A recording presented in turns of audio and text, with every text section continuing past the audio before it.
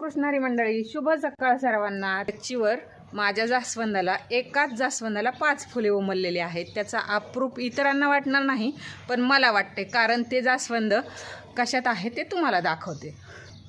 जास्वंद आहे एका सिमेंटच्या गोणीमध्ये, तर त्या जास्वंदाला ही 5 फुलं एकाच दिवशी उमललेत। तर फुलं उमलतच असतात, 3, 4, 2 अशी फुलं नेहमीच उमलतात, पण आज 5 उमलले आहेत, त्याच्यामुळे मला खूप आनंद झाला आहे। आणि कळ्या पण बघू शकता तुम्ही, प्रत्येक फांदीला 2-3 2-3 अशा कळ्या आहेत। ह्याची फुलं जवळजवळ 1.5 महिना झालं ह्याची फुलं चालू आहेत। फांदीपासून तयार केलेलं जास्वंद हे बघा। तर तुम्हाला जर देवपूजेसाठी भरपूर फुलं पाहिजेत असतील तर तुम्ही जास्वंदाचं एक गावरान जास्वंदाचं झाड नक्की लावावं। अजून एक झाड दाखवते तुम्हाला, त्याला भरपूर फुलं आहेत असं।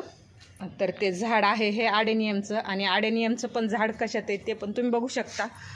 तर तेलाची जी कॅन्ड असतं आपलं, तर ते कॅन्डवरून कापलेले आणि त्याच्यात हे आडेनियमचं झाड लावलेलं आहे। तर खाली पण फुलं किती पडून सुकून गेलेली आहेत। आडेनियमचं फुल काही मी वापरत नाही देवाला, कारण ते शोसाठी खूप छान दिसतं बघा। प्रत्येक फांदीवर किती कळ्या आहेत, किती फुलं आहेत बघा। पान कमी आहे आणि फूल जास्त आहे। आणि हे बघा, इथं पण आहे, हे बघा इकडं पण आहे, किती फुलं आहेत। तर शोसाठी जर तुम्हाला आवडत असेल तर आडेनियमची एखादी फांदी तुम्ही जरूर लावावी। आडेनियम हे फांदीपासूनच तयार केलेलं आहे मी। आणि हे एक जास्वंद, ह्या पण जास्वंदाला 4-5 अशी नेहमी फुलं येत राहतात। तर हे पण कशात आहे बघू शकता, हे पण सिमेंटच्या गोणीत आहे। आणि हे जास्वंद मी 20 रुपयाचं एक घेतलं होतं। तर बाजारचा दिवस होता आणि बाजार संपत आलेला होता, संध्याकाळ झालेली होती। तर तो नर्सरीवाला मला 20 रुपयाला त्याने हे रोप दिलं आहे। मला म्हणला एका पिशवीत माती भरायला सुद्धा परवडत नाही आहे 20 रुपयात, पण हे तुम्ही घेऊन जा, कारण माघारी नेण्यापेक्षा दिलेलं काय वाईट आहे म्हणून। तर बघा तुम्ही, प्रत्येक फांदीला कळ्या येतं ह्या जास्वंदाच्या।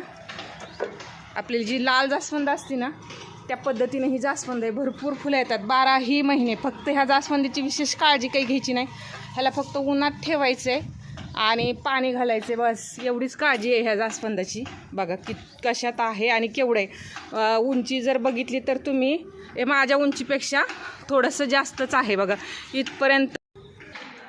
जरबेरियाला भरपूर फुलं आलेली आहेत। एकाच कुंडीत 2-3 कलर आहेत। तर ही 5-7 फुलं आहेत। ह्याला काल पाणी न घातल्यामुळं ही फुलं लवकर सुकलेत। काल रानात गेली होती, पाणी घालणं झालं नाही। फांदीपासून तयार केलेलं अंजीरचं रोप आहे। आणि हे बघा, ही आस्टरची रोपं तयार केलेत, आता ही लावून द्यायची। आणि ही बिजलीची रोपं आहेत। बिजलीच्या रोपाचं एक असं की ह्याचं बी मी हॉस्पिटलमधून एक फूल तोडून आणलं होतं। तर तोडलेलं फूल 4-5 दिवस तसंच लोळत पडलं। नंतरनं ते 10-12 दिवसांनी मी सहज म्हणून ह्यात कुस्करलं, तर एवढी बिजलीची रोपं तयार झालेली आहेत। सोनचाफा दाखवते माझा, सोनचाफ्याला 2-3 कळ्या आल्यात। तर बघा ह्या कळ्या सोनचाफ्याच्या, आणि सोनचाफा किती सुंदर आहे। वरती गच्चीवर टाकीतलं पाणी काढून वतावं लागतं, त्याच्यामुळे झाडं धुता येत नाहीत। आणि सोनचाफा पण कशात आहे तुम्ही बघू शकता, तो पण सिमेंटच्या गोणीत आहे, पण वरती झाड बघा। फक्त झाडं बघायची, कुंडी कसली ते बघायचं नाही। हे आहे डबल पाकळी तगर, त्याला पण भरपूर कळ्या झाल्यात, आणि ते पण कशाची पिशवी मला माहीत नाही, ते पण पिशवीतच आहे। तर असंच आहे माझं अगदी फ्रीचं गार्डनिंग।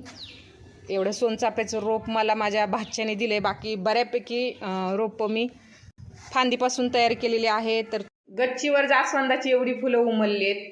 आणि वाटेकरणीच्या जास्वंदाच्या थोड्या कळ्या घेऊन आले होते काल, आणि आज आमच्या आप्पा आले होते। तर आईने आप्पांपाशी एवढी फुलं दिलेत। मागच्या वेळेस आप्पा आले होते तेव्हा मी म्हटलं होतं, आई जरा फुलाचं शॉर्टेज आहे ग देवांना, तर मला थोडीशी फुलं दे। आणि आईने तेवढंच लक्षात ठेवलं, आणि आत्ताही आप्पा आले तर आप्पांपाशी एवढी फुलं दिलेली आहेत। तर ही मी शेजारच्या काकूंना द्यायला काढलेली आहेत। आणि एवढेच नाही, तर हे बघा, ह्या पिशवीत देखील फुलं आहेत। तर हे ताट मी असंच सजवलंय बघा, कसे किती सुंदर फुलं वाटतात। हे चाफ्याचं गावरान चाफा आहे, पण कसं दिसतोय बघा। ज्ञान जसं दिल्याने वाढतं, तसा आनंद देखील दिल्याने वाढतो।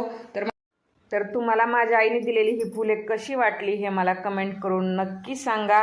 आणि तुम्ही माझा हा व्हिडिओ शेवटपर्यंत पाहिला त्याबद्दल खूप खूप धन्यवाद। भेटूयात पुढच्या व्हिडिओमध्ये। थँक्यू।